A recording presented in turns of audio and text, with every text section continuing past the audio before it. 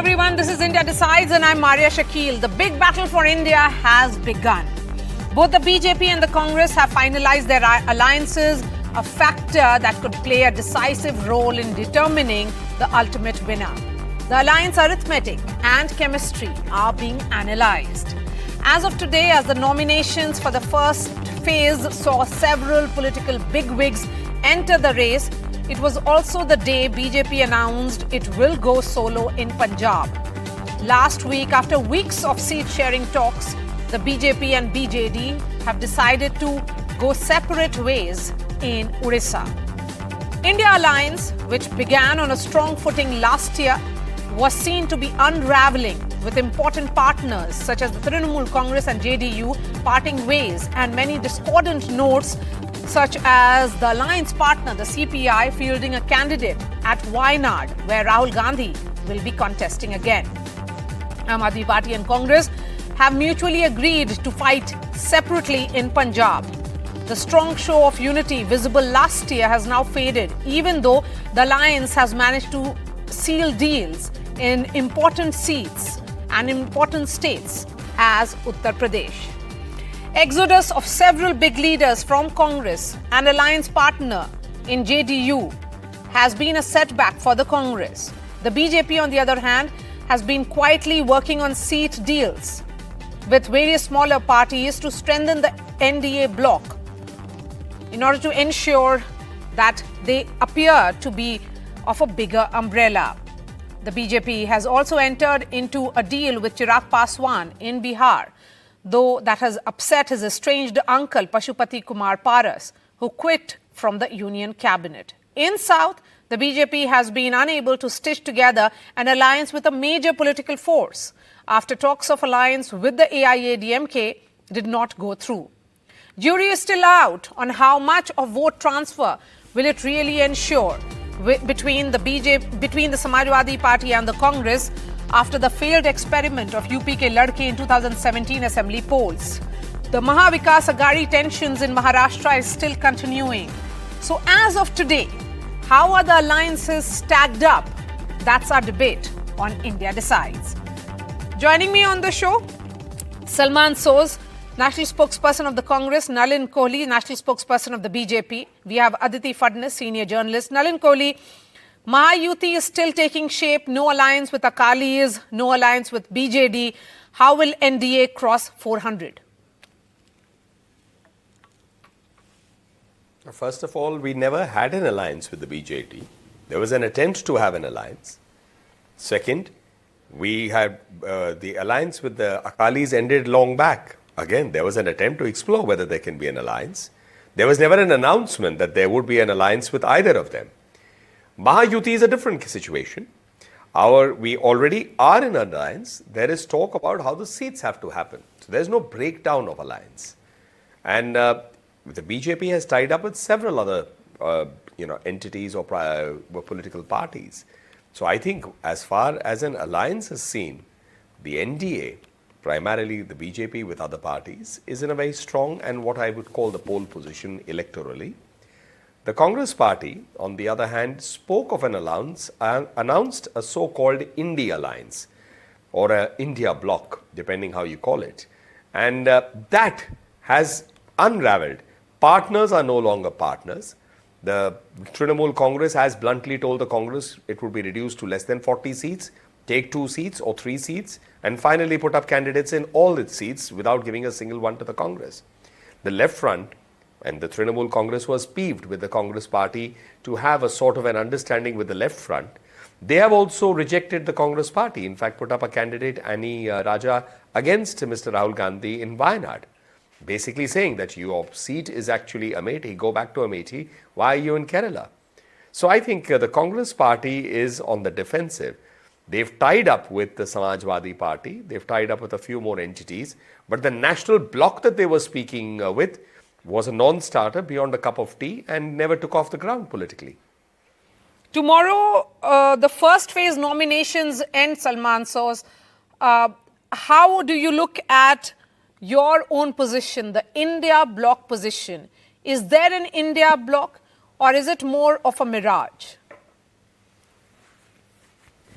I think the India Bloc is going to show you and everybody else sitting at home right now that come June, there'll be a new government that will be leading India, and rightly so. Now, as far as the alliances are concerned, we can get into that, but look at the alliances we already have. We have a very strong alliance in Uttar Pradesh. We have a very strong alliance in Maharashtra. And by the way, the NDA in Maharashtra is in such disarray that alliance partners basically are threatening not to contest, to basically walk out of the alliance if somebody contests. So there's a lot of problems in Maharashtra. By the way, BJP is very much disliked. I don't want to use the word hate because that is too strong a word.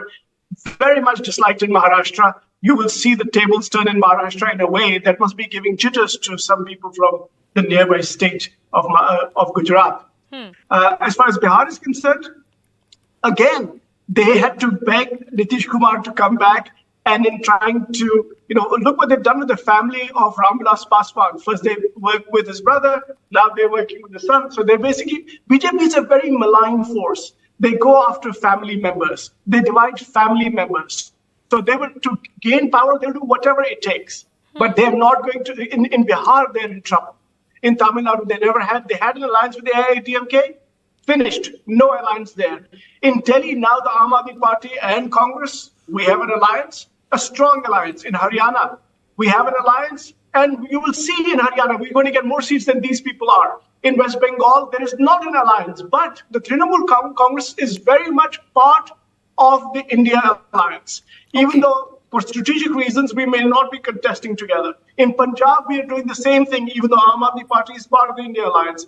In Karnataka, by the way, just yesterday, you should have seen how the alliance partners of the NDA were fighting against each other. And you know about Telangana. They had a former B team, the BRS. Look what they've done to that family, what they've done to that party. BJP, and then Punjab. In Punjab, they had Akali Dal, one of the oldest alliance partners of the BJP. So you are saying that basically that BJP is untrustworthy. I'll ask Nalin to respond to that. But before that, Aditi Phadnis, I'm just looking at some numbers here, Aditi, because, tomorrow, as I said, nominations will close. 102 seats in all in the first phase. NDA, when we look at NDA, the BJP is contesting on 77. The other NDA allies on 23. On the other side, the Congress is contesting on 57, 20 less than the BJP, and the alliance partners are contesting on 42. First phase, if we were to look at it particularly from that prism, how do you see the alliances playing out? To the extent that alliances are important in the first phase, I'm not seeing too much dissonance, either on the part of the NDA or on the part of the India alliance. So I don't think it's going to be a very big issue in the first phase. Okay. So if you don't see that play out as well at all, then in which phase do you think that will become a factor? I think in Punjab that it is going to be a factor, which is the last phase, as you know. In between, in Odisha and other places, it is going to be a factor. But in the first phase, Maharashtra actually is going to be the most interesting election all over India because people have changed so many parties and so many alliances that it's very hard to keep track of who is in which party and which alliance. So Maharashtra is going to be a very, very important election from the point of view of history. Okay. Nalin, the charge coming from the Congress is that you're untrustworthy. Look what you did to Chirag Paswan and settled the entire legacy debate in the LJP, the manner in which you did.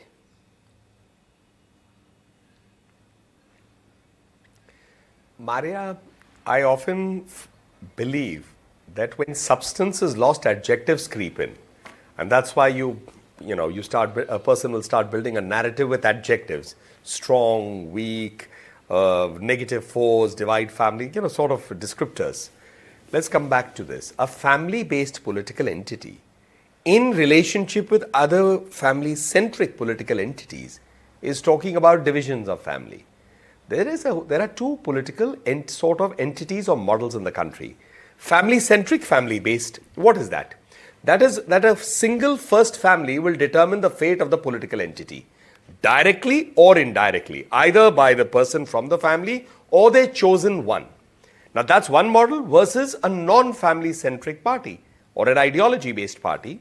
Primarily that would be the BJP and left parties. They would be ideology based, not family centric. As we see, we say with the Congress party, Samajwadi party, several other entities.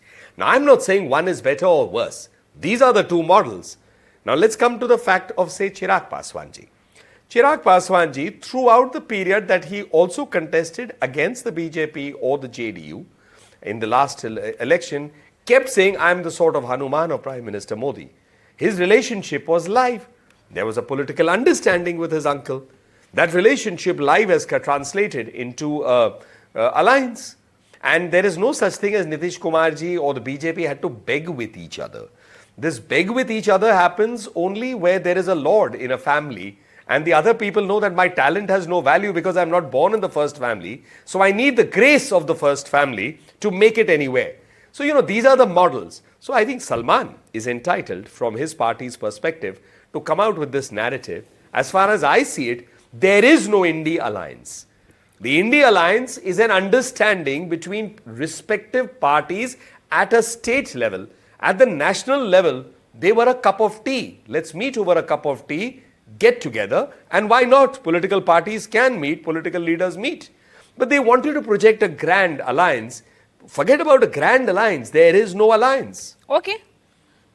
In the absence of a common minimum program or an alliance agenda, Salman, is there really an alliance? Leader, Maria, office. There is a very simple agenda that the India Alliance has. Very simple, and I think that is not our agenda. That is the agenda of the people of this country. And what is this agenda? The agenda is that our young people are suffering. They do not have jobs. The Prime Minister promised 2 crore jobs per year. Nothing has happened. The Prime Minister promised that the farmers of this country, he would double their income. Look, farmers are not allowed to come into Delhi to, talk about their condition. The Prime Minister said, na khaunga, na khane dunga. That means I'll go after the corrupt people of this country. And he ended up instituting the biggest corruption scandal in this country in our independent history. That's what the Prime Minister has done. And the impact of that is clear to everybody. What the Prime Minister has done, what the BJP has done, is basically said, we are going to be we're just going to take the British, we're learning from the British, we're going to divide and rule. And then we'll do hafta vasool. Divide and rule, hafta vasool. That has become the BJP's philosophy now. And I think this is dangerous for the country. And I know Nalin will disagree. But the fact of the matter is, I want to ask Nalin. He says, let's talk about substance. Let us talk about substance. Did the Prime Minister not say that manufacturing sector, we need to create jobs, the manufacturing sector should be 25% of the economy? And is it not true that the manufacturing sector is only 13% of the economy, the lowest in 6 decades? Is it not true, Nalin, that the unemployment rate under Prime Minister Modi reached a 5-decade high? Is it not true? Yes. That has happened under your government. What are you saying? There's a whole agenda for the India Alliance. The India Alliance is not here, by the way. Okay. The India Alliance is not here just to get one person out of office. Okay. The India Alliance is here to protect our people and our democracy. Nalin Kohli now, please. This Yes, whole Nalin, go party ahead. is about to basically devour. That's what this party is doing to Mr. Arvind Kejriwal, to Mr. Hemant Soren, to all opposition leaders. By the way, do not forget that in my own state, they arrested the entire political leadership of the state. Entire political leadership. Okay. Then divided the state. We cannot trust these people. Let Nalin speak now, and then I bring in Aditya. Several points to bring up. I mean, Salman gives the idea that the farmers of India are unhappy. 12 crore of them receive every month, every 4 months, 3 times a year, a certain amount fixed into it. There have been some protests by some farmers, but is it all over the country? Is it in every state? There are no farmers in, say, Gujarat, Maharashtra, say, Bengal, Odisha. Leave BJP only. I mean, there are farmers everywhere. So a certain section from Punjab and Punjab-centric Haryana have sought. So be it. There's been a reach out by the government. Ministers went and met them to explain and engage with them. Let me come to the next part. Hafta Wusuli is the word Salman used. Let's look at ED raids. In fact, I retweeted somebody's very interesting tweet and the data is fascinating. The ED has conducted approximately 3,000 raids. 3,000 raids between 2014 and 22, out of which only 26 companies bought electoral bonds and who had ED action. Out of 3,000 between 14 and 22, out of these 26 companies, 16 of them bought it around the time when they had an ED action. So not all of them also did it. The BJP received 37% money from all of these companies as compared to 63% which went to the other political parties opposed to the BJP. So a falsehood narrative, a narrative based on falsehood is what the Congress party and their leaders have always tried to bring up. The last word on India decides will always go to a woman. They are entitled to say. Last question. Aditi, quickly. Sure. Is India Bloc really a non-starter, or do you think it would have been better off had they looked at some kind of post-poll alliances? Because 1:1, as the initial plan was, on 400 seats is something that's really not happening at the moment. We do know that a common minimum program and pre-election understandings work better for the alliance than not.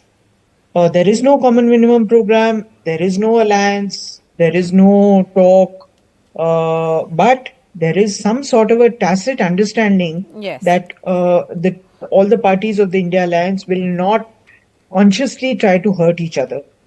That's as far as we'll go. So I don't know. We have to see how people respond to this kind of a very loose, very undefined alliance. Yes. All right, Aditi, Nalin Kohli and Salman Soz, really appreciate your time. Thank you so much.